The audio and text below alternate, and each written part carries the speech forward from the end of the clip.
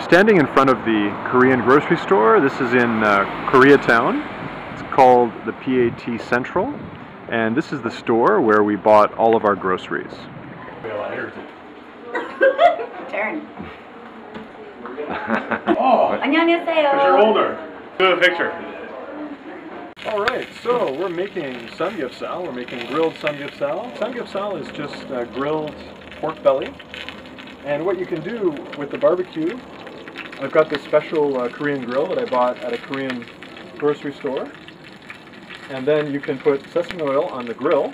And you can also add garlic in the middle to roast the garlic for later. Alright, so now we are making Korean style beef, barbecue beef, otherwise known as bulgogi.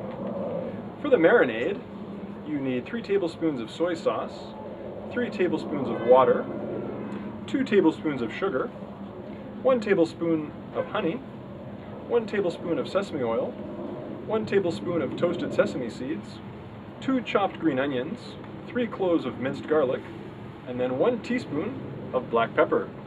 And this is your final result.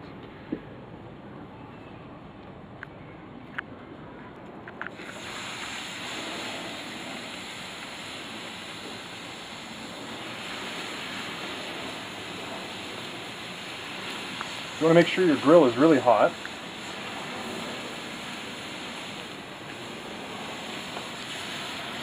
And again, you'll want to turn over, just like the samgyeopsal, you'll want to turn over the bulgogi.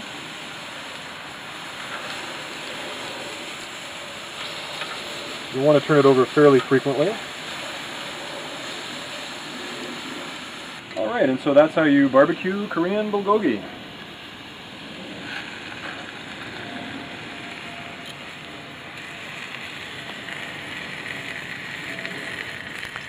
Alrighty, so we've got the meat and the shiitake nice and brown. So what we're going to do now is add in some crushed chili peppers and 2 cups of the stock that was made earlier. And that's going to sizzle, that's okay. And just keep in mind it's tofu soup, so it's not the end of the world if it's not perfect looking.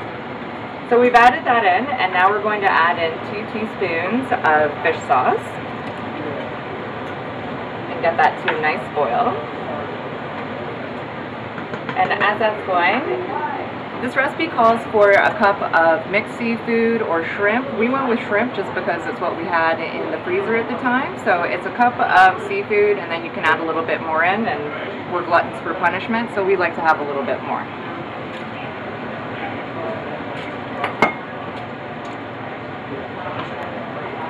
So we have all the ingredients in the pan, and now we're going to add the soft tofu.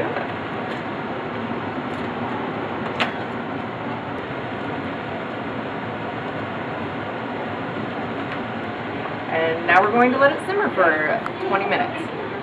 Okay, so now we're just about to finish the tofu stew, and we're just going to add the final ingredients into it. So this goes with some chopped or sliced green onions, and a couple of green chili peppers. I'm adding in some bean sprouts because I quite enjoy them. And then 2 eggs. And we're going to let that simmer for a little bit longer and then transfer it to the tofu stew pot, and then we'll be ready to serve. So just to finish off, we drizzle a little bit of sesame oil.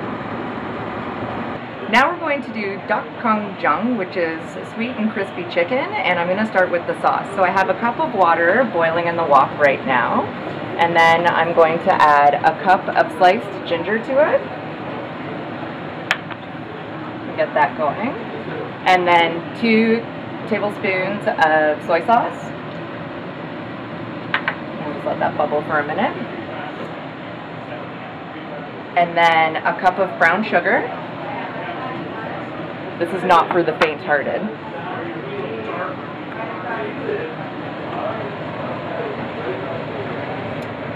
And then we're going to add a 1/4 cup of white vinegar, and we're going to let this simmer for 20 minutes.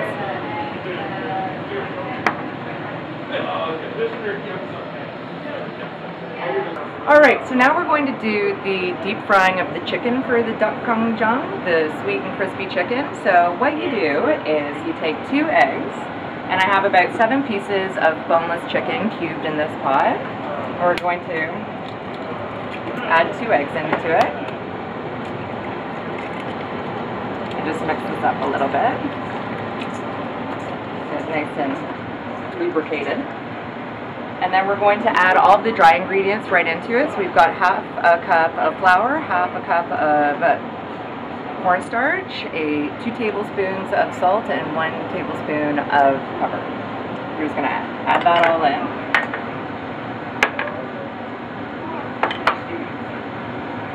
And mix the chicken around, get it nicely coated.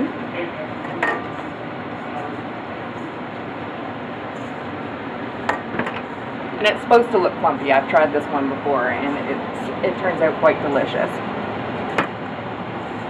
And we have a pot of vegetable oil that's brought up to boiling point on the stove for deep frying deliciousness.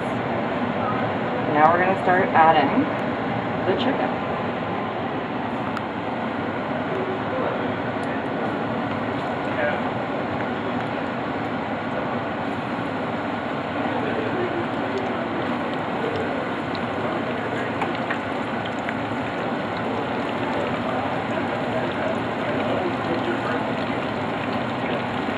So we're in the final stretch now of the cooking experience. I've got some dumplings, some pork dumplings that I forgot to show you earlier, boiling on the stove, and then we're going to pan fry them. And our sauce for the crispy chicken is actually now ready, and as you can see, it's ready. Is when you lift the spoon up and it's slowly pouring off the spoon. So what we're going to do is we're going to add the deep fried chicken. Whoops. Out. To the wok. Get that all nice and coated. And apparently once you take this out of the wok, you have to lay it out on a flat pan because it hardens and gets quite sticky. So we've coated this nicely, and then you add in half a cup of sesame seeds. Maybe not so much half a cup. And then some chopped red chili peppers as well to give it a little zip.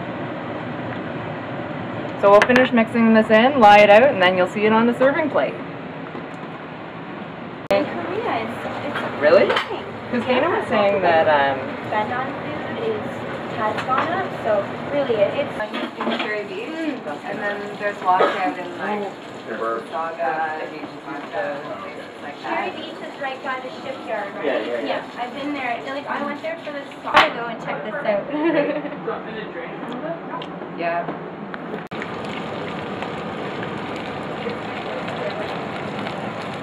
Image is done.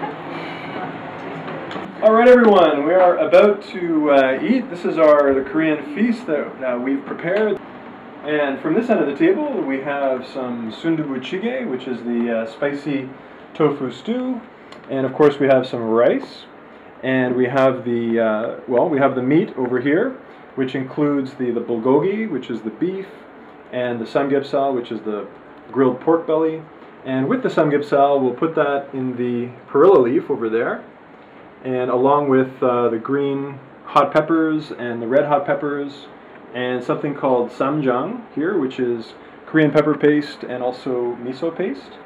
And finally, we have the chicken, the crispy chicken. The duck. Yes, the tak kangjang, I believe it's called. Crispy chicken. It's not so spicy, but it's very sweet. It's very good. And also, we have the mandu, which is pork dumplings. There we are. Cheers, everyone! Cheers! Cheers! Cheers! Cheers!